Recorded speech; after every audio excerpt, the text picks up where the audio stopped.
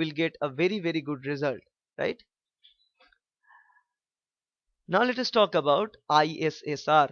Now it is a slight different than SSR. It is called the inter-simple sequence repeats. Now remember, we have talked about simple sequence repeats, which is called SSR. This one is inter-simple sequence repeats, or ISSR. For understanding ISSR, we must go back to the previous slide. Now here it is called simple sequence repeats. In the simple sequence repeat, what we get, it is highly variable among individuals. And what are they are varying in? They are varying in several properties. One of the properties that they are varying in these repeat regions. Some of them is getting 3 repeats, some of them are getting 7, some of them are getting 5. Not only they are varying in their repeat sequences, but also they are varying in these flanking regions, because they are having unique flanking sequences in each individuals. Okay, now on the other hand, this ISSR are, as the term suggests, inter simple sequence repeats. So what we are taking as account here is the inter nucleotides region between these individuals, or between the SSR. So we must find the SSR first. So this is an SSR, which is a dinucleotide repeat like CA repeats, but we are concerned about the inter SSR, or inter simple sequence repeat. So this is one simple sequence repeat, or SSR. This is another SSR, and the inter sequence between these two SSR, which is this thing, is called ISSR, right? This is called ISSR. And what will be varying, the number of stretch or number of nucleotide that can be present in between two SSR can be varied from one individual to another individual. For example, we have seen this case of individual 1. Now individual 1 is having, say this is the length. So let me draw, this is the length, and let me take another color. So this is for individual 1, say this green segment. Okay, so this red regions are SSRs, and this green region is the ISSR region for individual 1. Similarly, if we look the same thing for individual 2, what we'll be getting, yeah, for individual 2, what we get, say this is the ISSR region. So for individual 1, we get a pretty long, sorry, so you can see for individual 1 we pretty long ISSR region, but for individual 2 we are getting short ISSR region, which is this blue colored region.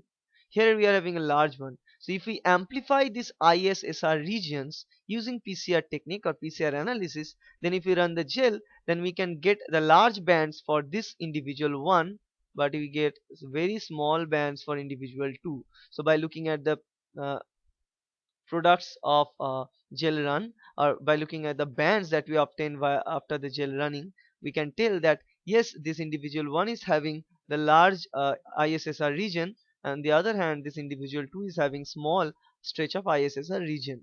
Okay, this is also varying in different places, but SSRs are also variable, right? And also, as we know, the sequence of SSR both the ends, we can easily design primer for the PCR amplification, right? As we know, there are this ISSR segment is flanked with this CA repeats, so you can easily design primer against this CA stretch, right? So in this picture, what is given, if we design the primers with CA, so only CA primer and nucleotide primers, then it can bind with this segment, and this green primer will bind here, and it will give us the stretch of sequence which we get like this. Now if we use the CA segment, but before the CA segment we add a nucleotide, other nucleotide sequences, then they can probably bind with these regions and large regions, so the amplified product will be large than the previous time, so we get a large PCR product. Okay, so that's it. So using this kind of PCR amplification, we can actually get the result, and we can identify the uniqueness of inside the genome, right? Now here how to design the primers for ISSR, as we can see, as we have already talked. Now if we design the primers only the primers with CA whole n means repeated CA sequence, then they are going to specifically bind with this segment and this segment only, and what we get is this stretch of the sequence to be amplified. So the sequence amplified is specified, and what we get is this stretch of sequence is blue one. Now if we amplify, so what if we provide only CS stretch of sequence, it can bind here, it can bind here, it can bind here. So there are many different possibilities of the binding of the primers. So there are many possibility of the products. We get many more product after running the gel, right? If you use only CA repeats. Now if you add CA repeats, and after CA repeats if we add some nucleotide sequences, we don't know what nucleotide, whatever, any nucleotide sequences after CA, then we give some specificity, then we restrict this CA to be bound with somewhere closer and to the terminal of this SSR and ISSR region, so that we get only one stretch of the product, which is green in color in this case.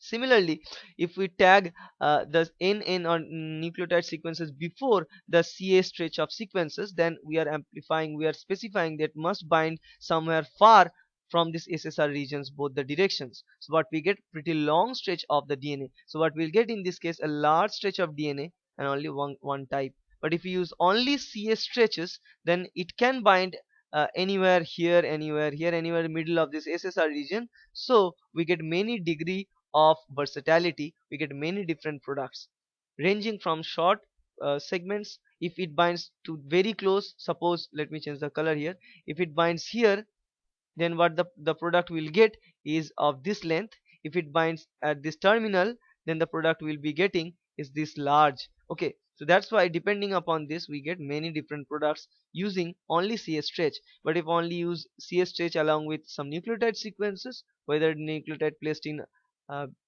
upstream or downstream of CS stretch, we are restricting the product concentration that we are seeing in both these cases. Okay, now what are the advantages of using ISSR? They do not require sequence information.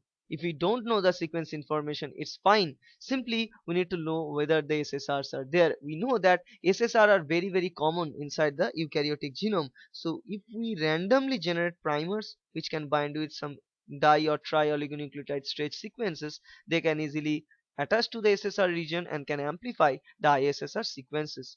So without knowing the sequence information, we can easily uh, amplify the sequence of ISSR, and we can easily uh, uh, provide this DNA fingerprinting. Okay, and variations may be found at several loci simultaneously.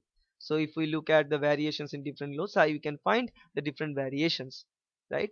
Easily variation can be found using SSR and primer amplification process.